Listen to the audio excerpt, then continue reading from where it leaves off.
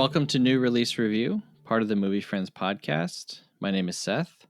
Today we're talking about I Saw the TV Glow from 2024, directed by Jane Schoenbrun. We will be discussing spoilers throughout this entire episode, so if you haven't seen I Saw the TV Glow yet, please pause this, watch it, come back and listen. You truly do not want this film spoiled for you.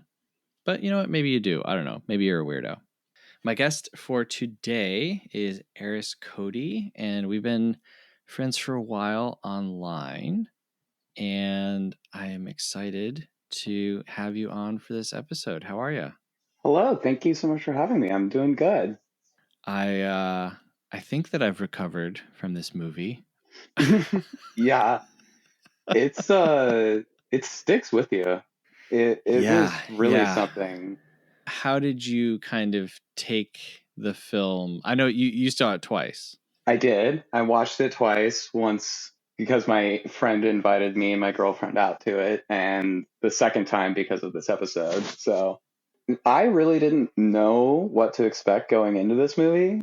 I watched the trailer and thought it looked really interesting, but I had really no idea what it was about. And it went in so many directions that I didn't expect. It didn't hit me quite at first when I was walking out of the theater. And then the next day, the more I thought about it, like the more it really resonated with me in a lot of ways. It's a creeper. Yes. Did you feel any differently about it on your second watch? Kind of knowing more where it was going and being able to just like pick up on some of the smaller details and reading more into at least what I perceive to be some subtext that I felt I really related to. Which I should say, I have only been out as a woman for a little over a year now, so I'm by no means an authority on transness. So I'm going to be speaking on this movie through my own personal lens. For anyone listening, don't take what I say as like gospel for all trans people, for sure. Sure. Yeah. And I mean, I'm going to be talking about this movie through mine, but that's okay because we're the only two people on this episode. So we only have to answer for ourselves. Yeah, there we go. For sure. When it ended, I just felt such a mixture of like dread and I didn't laugh, but like I wanted to laugh because the ending is so intense and then it's just a cut to black. Yeah. And we get, directed by Jane Schoenbrun. And I love when filmmakers kind of mess with the audience. And, I don't think that the ending is like a practical joke. I think it's quite poignant, but just that it ended where it did. And it's like, here you go. The house lights come up now. Deal with what you just experienced. It's over. I was like, oh man, yeah. Get the fuck out. Yeah, hopefully you got it. But when it ended, I was like, oh, I need to see this a second time. Yeah. Yeah, and like I don't often rewatch films. I don't know if you're like a rewatcher or a never rewatcher. I do plenty of rewatches.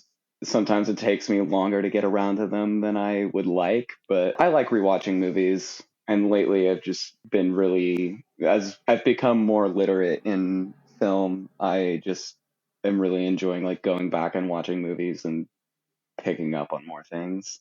Oh, yeah, definitely. I don't want to say like, oh, I need to rewatch it to understand it, or oh, I just feel like now that I know where it's going, I will, like you said, maybe pick up on some more things. I didn't feel confused, except for maybe like one or two things.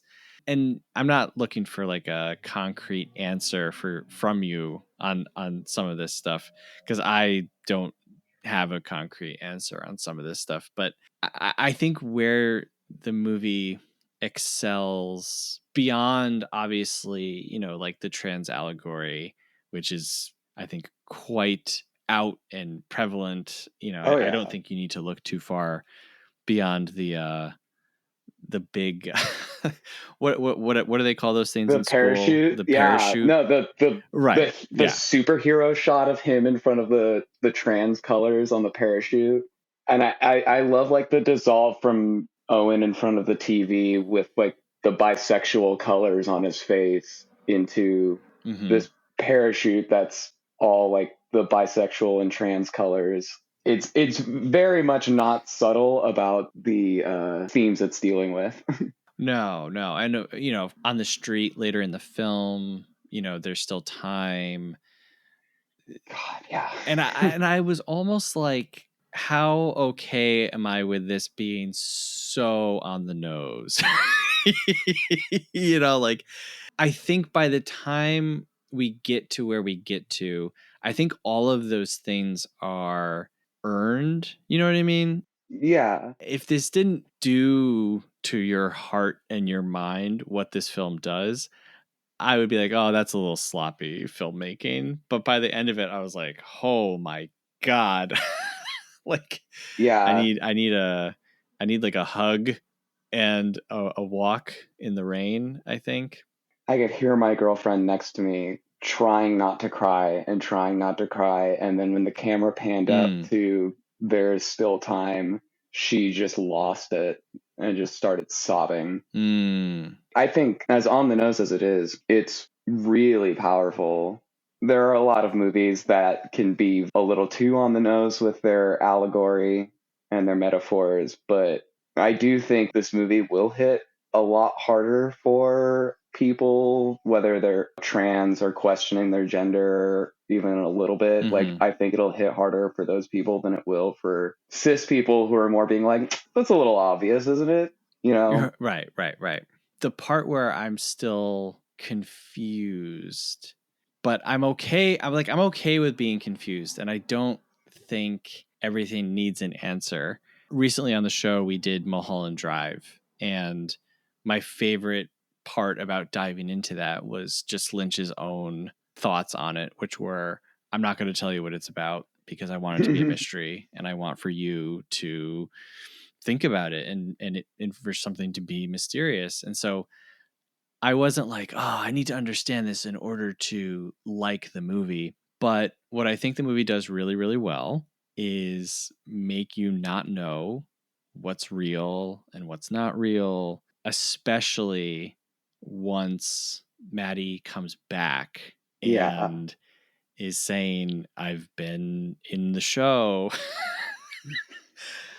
So how did you take that, and not in terms of like the subtext, but like just pretend that you are Owen in this world. Is this real? Like, you know what I mean? Like, Yeah, what's yeah. No, what is real? What is happening? I the way I took it is I think it was real. I think Mm-hmm.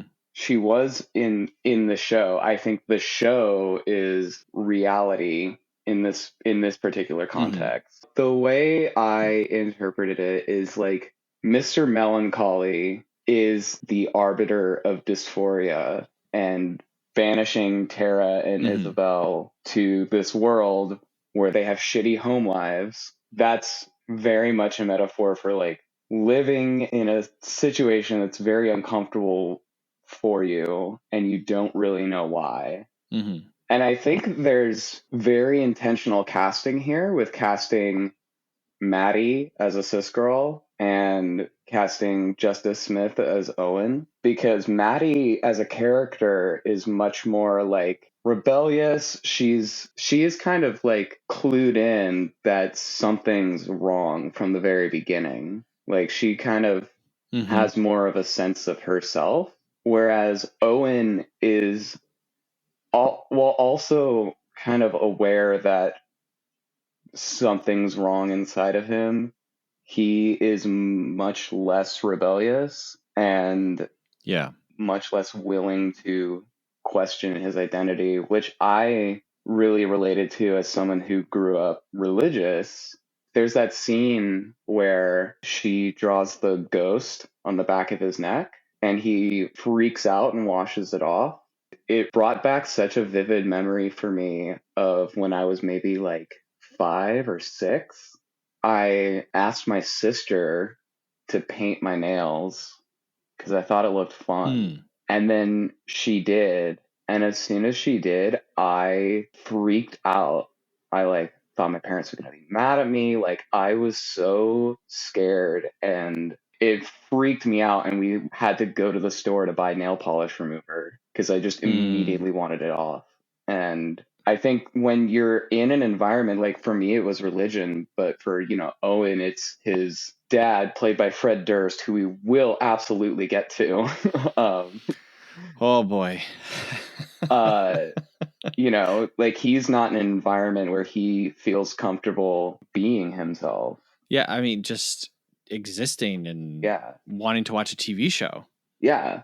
Like that's his biggest act of rebellion is going to Maddie's house to watch a TV show. He's not like Maddie who's gonna run away to Phoenix and then bury herself alive. He stays in the same house after his dad dies. And it is just like that theme of like this is the danger of what happens when you repress yourself. Yeah, and even working with Dave, played by Connor O'Malley, who, when they're at the theater is just terrible, terrible to Owen, like really horrible. But then, you know, follows Dave to the Family Fun Center and then apparently works there for 20 years. And so Yeah. you get this sense of someone who doesn't want to upset the apple cart even when it comes to having what they want. And that scene on the bleachers when Maddie says, I like girls, do you like girls? Do you like Yeah. boys? And Owen says, I just like TV. That was like Yeah. so painful for me. And also the line when it's younger Owen, played by Ian Foreman, who I thought did a really good job. Yeah.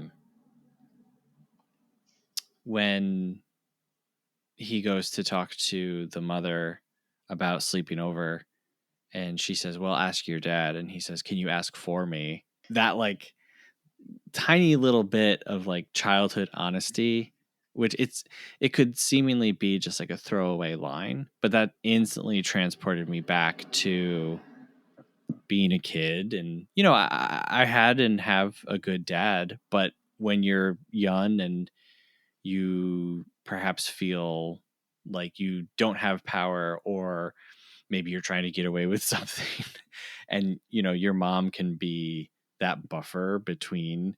I was just like, oh my god, that was like a dart. Yeah, I mean, the thing that struck me, especially like those scenes you mentioned where Owen is on break with Connor O'Malley after he saw him get sucked off in the office. Mm-hmm. That other scene where Maddie is like, I like girls, do you like girls? Like a somewhat common thing for people who are experiencing gender dysphoria because it can manifest in many different ways and it's different for everybody, but there's a lot of commonalities. Like that sense of like, at least as a trans woman, kind of not understanding male social dynamics. You get the sense that, Connor O'Malley, who by the way is my girlfriend's favorite comedian. I was like, isn't that your boy? Yeah, I love Connor O'Malley. Yeah. And he's like, hey, you like what you see? I could set you up with her. It's like that kind of locker room talk that Mm-hmm. you sort of accept and Yeah. participate in, but you're not really like, you're just kind of like, okay, yeah. And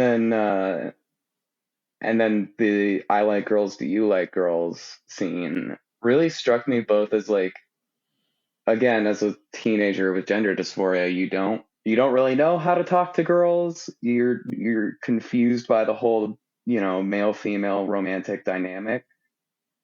Um, but also like the way she asked that again, you know, I feel like Maddie is the more perceptive of the two. And I feel Mm-hmm. like, she's the one who draws the ghost on him. Like, she can sense there's something up with Owen that's more like under the surface. And I think, that scene where she does draw the ghost, I keep coming back to it because I think it's a fucking phenomenal scene. But like the way it's shot and the way she's like caressing his shoulder, like it is very Mm-hmm. like romantically charged, which I think is, like again, Maddie's more perceptive, and much like Tara, the character on the Pink Opaque, that she's supposed to be. Right. She's like, she's hot, Right. she's confident, she's, all these things. Whereas Isabel is a little more unsure of herself, like Owen. Right. So I grew up in the 90s and was a big fan. I know everyone keeps comparing this to Buffy the Vampire Slayer, but for me, this was very reminiscent of this show called Erie, Indiana, which was about two best friends, and they lived in this town called Erie, Indiana. And it would be like a monster of the week kind of a show. And it was, two best friends who had to figure out different ways of, defeating whatever evil had come to their town. And I was like loving this. I want like a Pink Opaque TV show. I would have watched a 4-hour movie of just Just a Pink just that. Opaque. Yes, I was like, oh man, I'm all in. I want to see whatever's happening. I loved all the cut-ins to the actual show, and it had like the old 90s TV font, like directed by Josh, whatever his name was. Mm-hmm. I didn't look Mm-hmm. up, but I would love to know if that's actually who directed those sequences. Yeah, that's a good one. Yeah, it all felt very realistic. Even, you know, how the intro to the show went and the little commercials for it and all of that stuff. I was like, wow, I feel like I'm kind of transported back in time.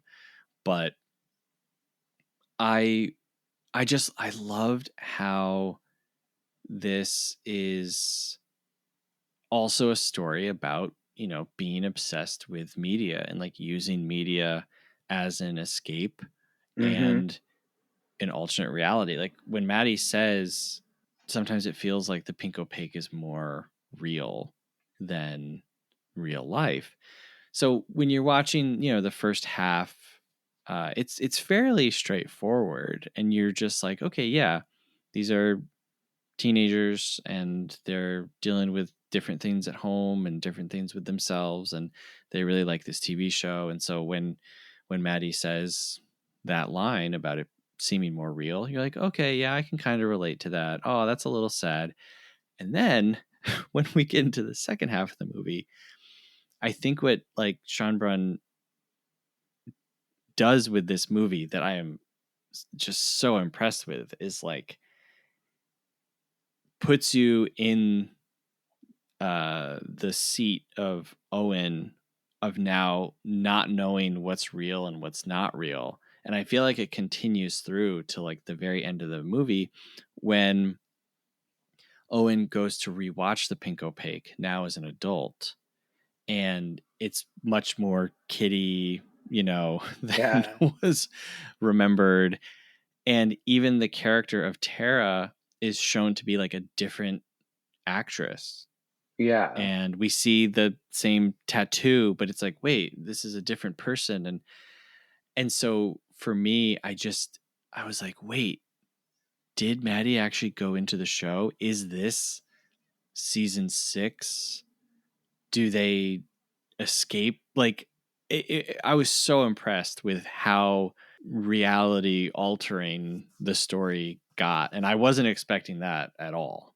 There's a moment that I picked up on my second watch. They establish, after Maddie comes back, that the show got canceled after season 5, and the season 5 finale is the last Mm-hmm. episode. But earlier on in the movie, when Owen finds the down power line, when he gets stopped by the down power line, Yeah. the like he's picking up burned pages from the book that she's reading at the beginning, and it's got a plot summary for season 6, episode 1. Right.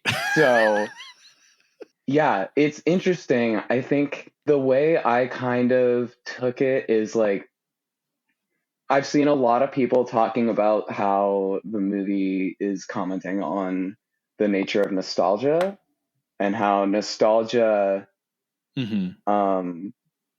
while being a very comforting feeling that we all experience, can hold us back. When Owen rewatches the show, he's at a point where he's firmly in denial about who he is. And now the show seems different to him because he's kind of forcing himself to not relate to it anymore, to not like live vicariously Right. through these characters. At the same time, I also think the world around him is deteriorating as Isabel is buried in the ground dying.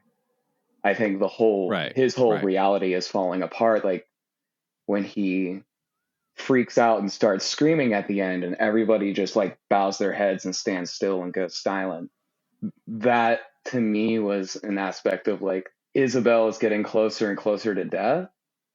I also think it was evoking that feeling of feeling so tormented and so like not who you're supposed to be, and you're dying on the inside because of it. And internally you're screaming and nobody can hear you. Nobody else can relate to you, especially when you don't have any other trans friends. Like no one else is really hearing your pain, Right. you Right. know? I don't know how you feel about what this film is. Someone had sent me a message asking if this is a horror movie. Another person had sent me a message asking, is the movie violent? And my answer to both of those is like no and yes. Like, I don't think that this is a straight horror film. And while there are some graphic scenes, I don't necessarily think that I would pin this as violent. It's so intense emotionally and mentally that I got the same feelings from it that I get from a stressful, violent horror movie. Yeah. When I came out of it, I was definitely like, well, it's not scary. It's bleak Right. for sure. Although Mm-hmm. I think there's a hopeful interpretation at the end of the movie, but you kind of have to, it's kind of wishful thinking a little bit. But it's not scary. Wikipedia calls it a psychological horror. You can call it that, in that it is scary what happens when you fight your gender off for too long, which is ultimately what I think the film is about. It's basically saying, like, learn to accept who you are and you will be happier. And that's one of the statements it's making. I would not call it a horror or even that violent. It's a PG-13, which I didn't even realize until after I watched it. Right. Right. I'm not big into making the lines super defined to this is horror, this is not horror. I Yeah. think people should just see it. Something I thought was interesting was I've been rewatching Twin Peaks. Mm-hmm. Seeing this in like the middle of a Twin Peaks rewatch, I think it is very, I don't want to say the dreaded L word, but you know, it's a little Lynchian.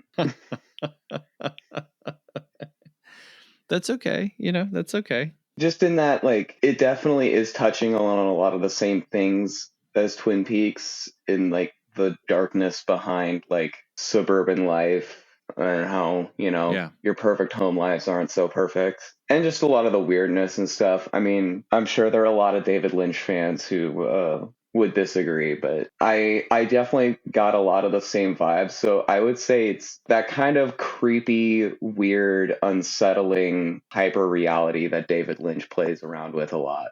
I think is that kind of Right. vibe rather than just a straight Yeah. horror. And I think a lot of the tension and unease, it doesn't come from scary images, jump scares. When Maddie leaves Owen downstairs and is like, yeah, you can sleep here, but just be out by dawn. Otherwise, my stepdad will break my nose again. And So now as the viewer, I'm like, oh my God, does Owen have an alarm clock? Oh my God. Like, Yeah.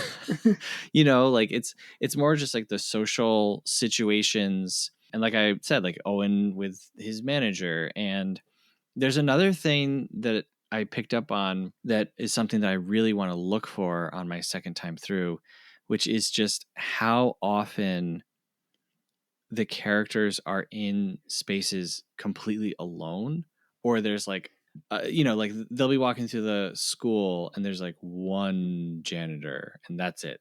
Yeah. All the rest of the halls are totally empty. Or Owen is in the movie theater alone and they're walking across the football field alone, and Yeah. it puts you in this odd kind of mindset of like what is real. And that could be for practical reasons.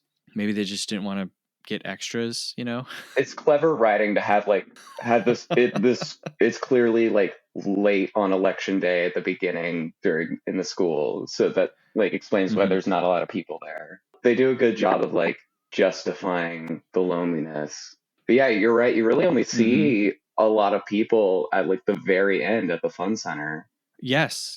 And so it kind of you get into this probably subconscious zone of watching Owen navigate all of these spaces alone. And then when the freak out happens, you're flooded with people, but the people don't see you. Mm-hmm. Mm-hmm. Yeah, exactly. It's so unsettling. It's scary, you know? Yeah, it is that feeling of what it's like to be trans with no real support system in your life at all. Like it feels like Mm. you're, on a raft in the middle of the ocean. There was a line towards the end. It kind of just felt like a dart right into my heart, which is when Owen is walking through the fun center and apologizing to everyone, and no one is paying any attention. And Owen says, oh, I'm sorry. And then Owen says, it's just this new medication that I'm on. Yeah. It's kind of like the last bit of like new info or like distinguishable dialogue kind of in that last sequence, because everything else is just I'm sorry, oh I'm sorry, sorry. And to kind of end on that note, like you said, it just feels so bleak and like heartbreaking and also like incredibly relatable, to be apologizing for who you are and where you're at. And oh, I'm on this new medication. And the longer I think about it, that one line just keeps coming back to me as like more and more horrifying and sad, because yes, maybe you and I don't live in the pink opaque, and our childhood friend disappears and comes back after 10 years, but I think everyone can, or at least most people can relate to that sentiment of you know going on a new medication, and maybe you have a bad moment or you have a bad day. And yeah. Yeah, I mean, I wasn't sure whether to take that line as like an actual reason or if that was just like a thing he said to excuse it. Yep. Because, the movie establishes that 20 years on, like, as Isabel is dying in the pink opaque, he is dying in the real world and is super sick. So I'm like, Mm-hmm. yeah, sure, like maybe you're on a medication, but I don't think the medication was what caused this freak out. The freak out was caused by being miserable and continuing to live his life, without finally taking the leap. And I think the movie does a good job illustrating that, like, when you grow up in an environment that's not conducive to that line of thinking, it is really scary to take that leap. And I was personally lucky enough to like have been through a relationship that provided an extremely safe space for me to explore my gender like that. And I was able to finally make the jump. But I don't know where I would be today if I didn't have that. And I'd probably Mm. still be, I think back to all the major depressive episodes I've had in my life, and the one major commonality between all of them is this feeling of being trapped and of being in a rut, and that something is just like something's got to happen. There's got to be something different. You kind of almost feel like you're like watching yourself on a TV show. Your life just kind of plays out before you, and you're just like on autopilot a lot of the time. And then little things happen. For me, I didn't really have any sense of it until fairly recently. But now that I'm out, I can look back on a lot of moments in my life and be like, oh, that was gender dysphoria.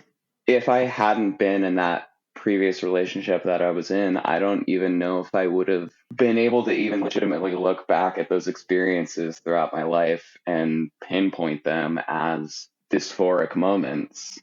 So, it is, it's so important to have a support system, and it's so heartbreaking, when Maddie leaves, like when she even talks about leaving and he's like, well, if you leave, then who am I going to watch the Pink Opaque with?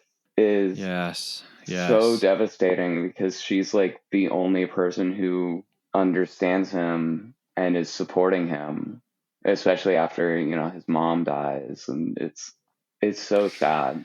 That's interesting. You saying that kind of made me realize like Maddie is kind of on this different level of experience than Owen. One, she's older, and so, Mm-hmm. There's that, but it really seems like Owen just keeps coming back to the Pink Opaque, and like even though they don't talk, he still gets the tapes from her and still watches them. And when they're on the bleachers, he says, I'm just someone who likes TV. And when she says she's leaving, he's like, who will watch this TV show with me? And like it keeps coming back to this show. And like, I'm someone who loves and appreciates and has found great worth in media, films in particular, right? Yeah. And so it was like so sad and upsetting to see someone who is very much in pain and confused just kind of self-medicating with this show.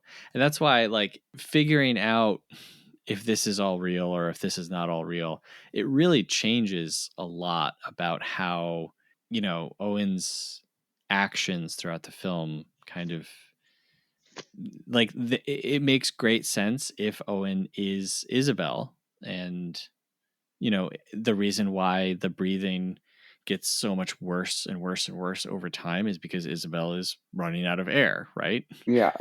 But if none of that is real, then it's the story of someone who has made this show more real than it is in their mind because they can't cope. And it's very intense. I wanted to ask you about the big monologue that Maddie gives in the blow up, whatever you call it. What The is that called? planetarium. Yeah, the blow up planetarium. How did you feel about that? Well, first of all, my school never had a blow up planetarium. That shit looked rad as fuck, and I want one. Yeah, I had never heard of one prior to this. Yeah, yeah. Her whole monologue about waking up and trying to find Isabel. It's a lot to take in. I honestly want to see the movie a third time to appreciate it more. I think she is incredible throughout that entire movie. I kept on like reading the names of the constellations as they were passing on behind her, as just like, do these mean Mm-hmm. anything? Like, is this part of it? Yes. Yeah. Same. Yeah, absolutely. She tells the story of how she left and then how she went to, this town and then this town and then hired someone to bury her alive. And Yeah. it's it's such an intense scene. And I feel like it's kind of where the movie transforms into like just a much more scary, intense territory. Before that, when they're at the bar, double lunch, which I thought was a great name for a bar. We get that performance of the song. The two And performances. yeah, and like you had mentioned Twin Peaks, we're kind of just sticking on this performance, and I was like, what an odd choice to kind of slow your movie down and just, focus on this musical performance. But I was like, that's, good page out of the Lynch book, Yeah, and that part definitely really reminded yeah, me of Twin Peaks with the performances. I mean, I think we should just say the soundtrack in this movie is fucking amazing. yeah, it rules. It's awesome. I love this It's so much. really awesome. I definitely want to shout out my favorite song, "Psychic Wound" by King Woman. Good band to get for a trans movie, King Woman. But that's the like the more metal song that plays at the end of that scene in the bar, and I was jamming out in the theater to that one. I really dug that one. I don't know. Are you familiar with the animated series Tux and Fanny? I am not. So Tux and Fanny, it's a series of shorts. It was compiled into a film, and it's by this person Albert Burney, and Albert Burney is in this movie. He plays the Mr. Sprinkly in the show, but briefly in the movie, someone is watching Tux and Fanny, and I was like, oh my god, Tux and Fanny. And then later in the movie, there's a appearance from Michael Morana and Danny Tamborelli, who played Pete and Pete, which was like a really odd, subversive 90s kids show on Nickelodeon.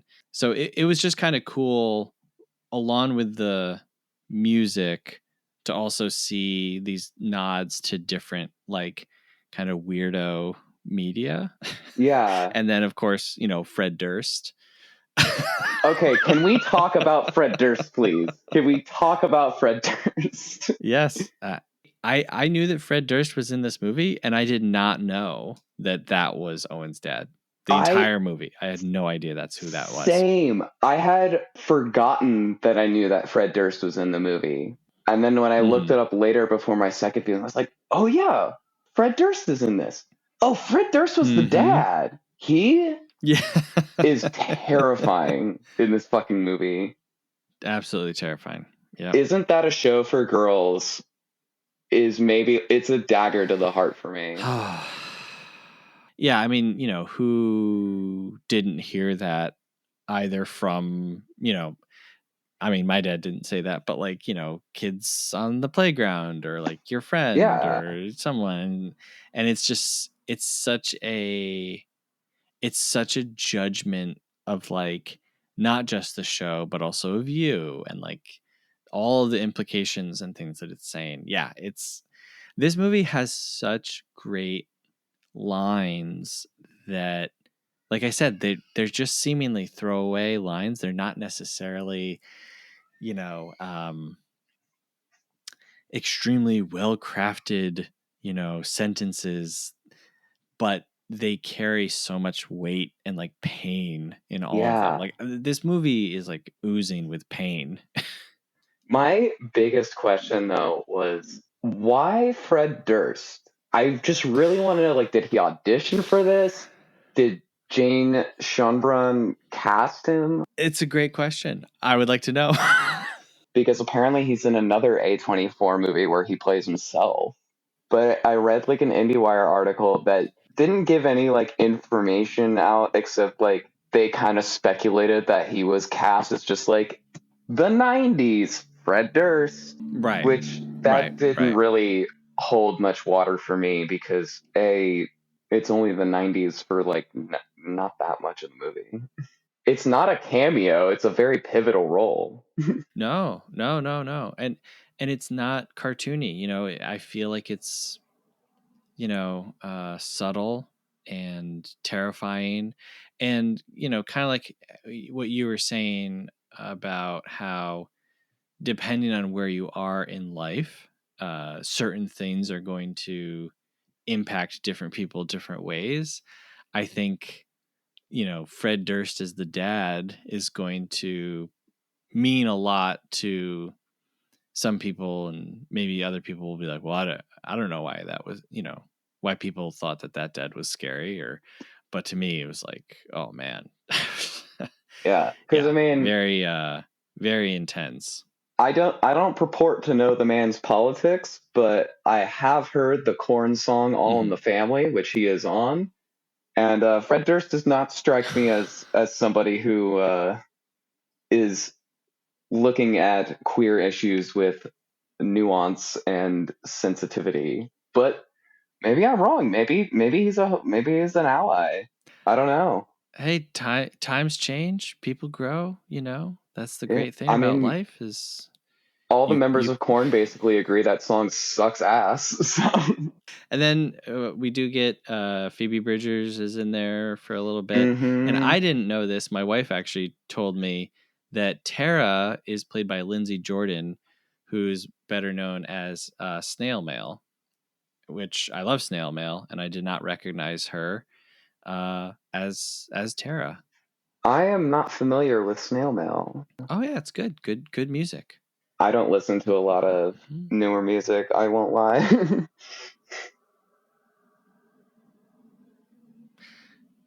Yeah, hey, there's nothing wrong with that. Eh, There's so much stuff. I always say if they stopped making movies tomorrow, I wouldn't really care, because there's already too many for anyone to ever watch in their lifetime. So I that's think, true. we live in a time when you can kind of pick and choose. You don't have to be super current on music or film. You can be like, no, I listen to stuff from the 90s and that's about it. Yeah. A couple things I want to touch on. One of the things that I think supports the argument that what Maddie's saying is real is the fact that their high school is called Void High, which is Yes. a really weird name for a high school if it's a real high school and not one run by a entity named Mr. Melancholy.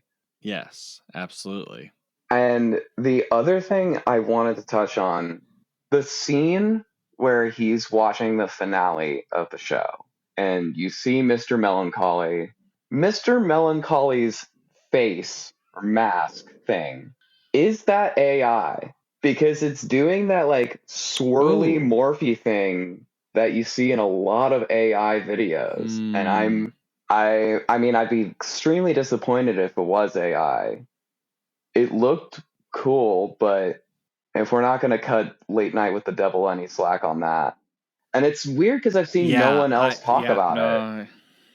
It's a really good effect if it's an actual effect. That's a really good question on that.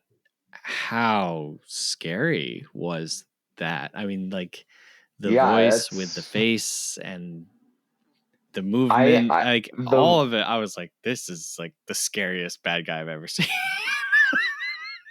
I've had the line reading of you won't even remember that you're dying. Oh, Like just oh my constantly on loop God. in my head. So yeah, Yeah. I really, really And fucking that's hope kind of, it's not AI.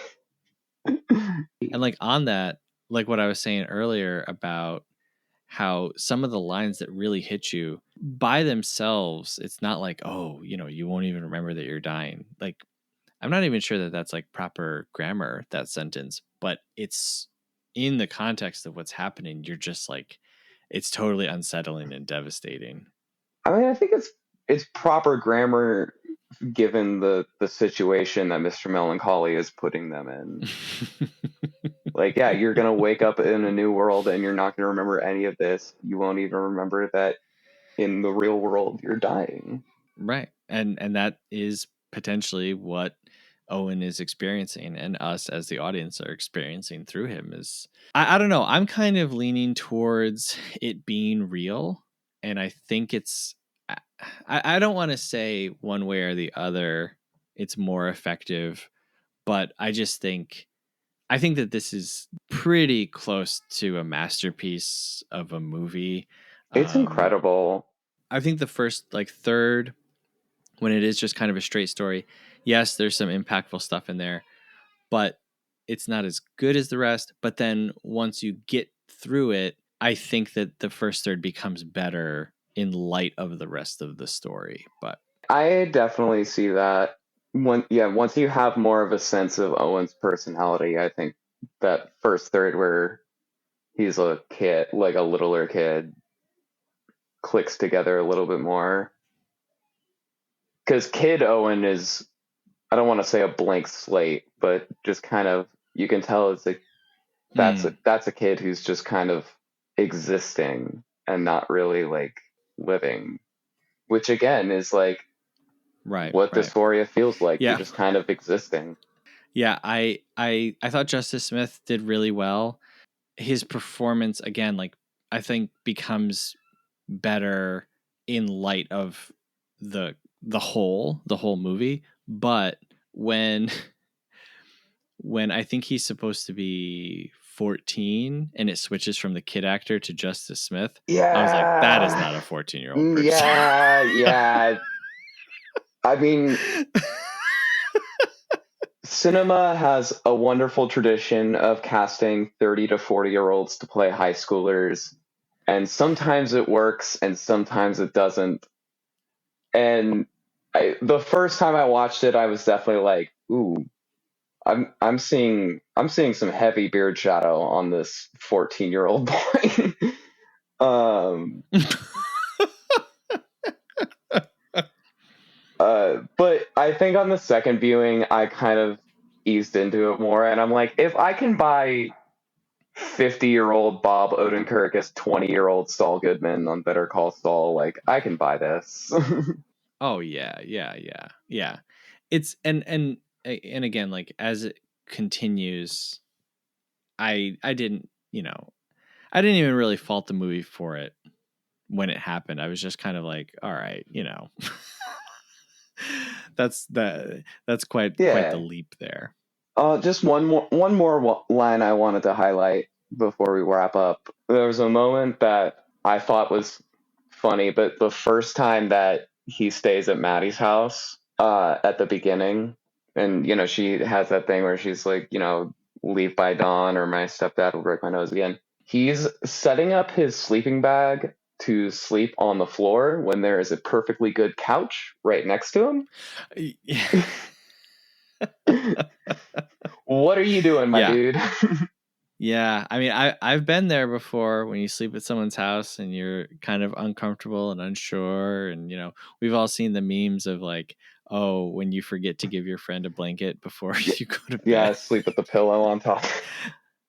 One last line I wanted to highlight was when he's narrating towards the end, when he's in the movie theater. It's right before the "there is still time" thing, and he's like, he's left Maddie at the football field, and Ned's just like, no, theater closed. I went to the fun center, and sometimes I think, maybe she was right. I could have been someone powerful, and that line is so devastating because it is empowering to finally embrace who you are, and it's so sad that he ultimately doesn't, although it ends so abruptly. Like, I feel like there is a hopeful interpretation of the end of the movie where you can maybe be like, well, maybe he's leaving the fun center and he's finally gonna go bury himself because he can't take it anymore and finally become Isabel. Right. How did you take the cutting into himself and seeing the TV show again and seemingly the way that he used to see it? Yeah, that's what I'm still stewing on. Yeah, me too. Yeah. It's like, I think wow, it's maybe the most ambiguous thing in the whole movie. And I think that's what kind of lends credence to that hopeful reading of the ending. Like, he finally is accepting himself as Isabel.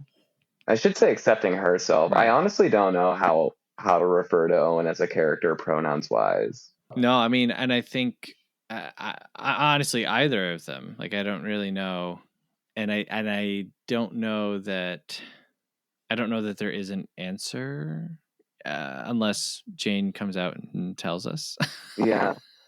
The two readings I can think of off the top of my head are Owen is finally recognizing who she is and is gonna go bury Mm-hmm. herself, or finally accepting who she is, but still having that feeling that it's too late to do anything about it. And like maybe there won't be another freak out like that again, but she's Mm-hmm. still gonna be slowly dying in this reality. Yeah, Or maybe there's it's a heavy, secret third and thing that I just don't know. maybe, yeah. I mean, I left the theater feeling very much more the bleak ending than the hopeful one, Yeah. but that's okay. Sometimes life is not a happy ending, but yeah. Yeah. It definitely doesn't strike me as a movie that is pushing for a happy ending, but Hmm. I think the ending is so abrupt, and I don't want to say early, but you do kind of feel like it's ending before there's any real resolution either way. And so I think Yeah, it yeah. does it does intentionally leave that room open for you to kind of put your own spin on it. Yeah. Yeah, I mean it ends in a way that we have questions, and I think that those are the films that stay with you, and so it's very smart to do it that way, because you can't just, be like, it all resolved and this is what everything meant, and now I don't have to think about it. I'm not burdened with knowing what this is and figuring out what this is for me and for the film, where I've been thinking about this movie for days now. So, Yeah. yeah. As much as you emotionally want to see it, how I think different this movie would play if there was a whole final sequence where Owen buries himself and wakes up as Isabel and they defeat Mr. Melancholy together finally, Oh, you know? right. Yeah. No, it would, and not that I wouldn't appreciate that and still think that it's cool, but this way, like I mentioned with Mulholland Drive, it's like the mystery continues because there is no answer. And I think, while, like we already talked about, there are super clear allegories at play, there's subtext and then there's just the straight up text.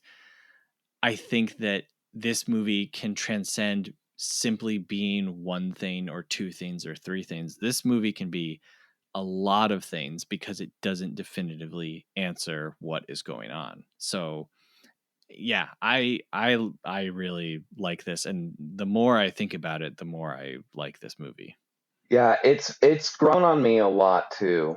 Like, I mean, I gave it 5 stars because on Letterboxd, because I was like, it's probably a 5 star movie. Like, even if it takes me a little bit to Mm-hmm. really like stew on it, I was like, I'm not gonna give this like 4 stars because I literally have Mm-hmm. no complaints with it that are legitimate criticisms. Yeah. I'm a stickler for 5 stars, and I think I'm heading that way, honestly. Like I said, this feels like a masterpiece. This feels like the first film that I have seen this year that I was just like, "Oh, this is something new. This is something unique." And this feels like something that we will be talking about for years to come. And also just the idea of not being hard and fast with the genre, and what is this, like, anyway, it's this is like super up my alley. Yeah, Weirdo stuff, and done really well, acted really well, and made me feel like not good. I love not feeling good. So, this has been a good year for weirdo cinema and yeah. a good year for trans cinema. I mean, like between this and The People's Joker, like there have been two Sure. really big buzzy trans movies in Mm-hmm. theaters like that people have been talking about, and that's really really fucking cool. All right. Well, this was a good conversation. Very glad that you could come on. Super excited to talk about this. So where can people find you online? What do you got going on? Yeah, well, I'm on Twitter at Ezio Hanatore. It was a username I came up with when I was 15. Don't judge me. That's EZIOHANITORE. I tweet about movies sometimes and also just other random bullshit. I'm just a girl, you know. I'm also on Letterboxd. I think I'm just Aeris Cody on there, or you might be able to find it through my Twitter at. I don't write a lot of reviews, but I sometimes do. I mainly just use it for logging. But if that interests you, go for it. Hmm. And then just a couple things I want to plug. Obviously, there are a lot of very important causes to donate to right now, mainly the end of the ongoing genocide in Palestine. So if you can only donate to one Mm-hmm. thing, unrwa.org for Palestinian relief, as well as other websites and various GoFundMes. However, if you are in a position to where you can donate to multiple things, I saw this movie at the Grand Cinema in Tacoma, Washington. It's our local community art house theater. It's all volunteer run, very queer inclusive space. It's a wonderful little theater of affordable prices, and the building that houses it, the Merlino Arts Center, is currently up for sale, and the Grand are trying to buy it so that they can guarantee that they will stay open. And if you want to, they're trying to raise money. So if you care about movies, if you care about more people being able to see a lot of these more underseen movies and local movies. They show a lot of older movies. They just had a screening of Dawn of the Dead, the original 70s one, which is like impossible to see anywhere. Oh, nice. You can go to grandcinema.com. There's a link to donate at the top of the page. I love the theater so much, and I really wanted to stay it open and continue like being able to, show a lot of these lower budget movies and the shit that doesn't get play in the big chains. It's like the only Right. theater in town that's able to do it. But yeah, like I said, if you can only donate to one thing, Palestine's more important than that. Absolutely. Yeah, grandcinema.com. It's a great place. And we'll include links to all of that in the show notes. Oh, hell yeah. Well, Aeris, thank you very much again. Thank you very much for joining me. Yeah, hopefully in the next coming days and weeks we can grapple with what this film is. Yeah, well, thank you again so much for having me. This has been really fun and exciting. It's my first podcast. I appreciate you reaching out. Hey, and thank you very much for listening. We'd love it if you send us an email, moviefriendspodcast@gmail.com. Let us know if you have seen I Saw the TV Glow. Let us know all the things that we got wrong while talking about this. Actually, please don't. I'm sensitive and I don't want to be yelled at. I've never been wrong about anything in my life, so email's going to be There you go. dry There you as a go. bone. That's right. That's right. All right. Well, thank you very much for listening. Till next time, have a good one. Movie Friends is produced by Seth Vargas and Michelle Rubenstein. Music by Anthony Vicora. If you like the show, please subscribe and give us a rating. It really helps us find new friends. Thanks!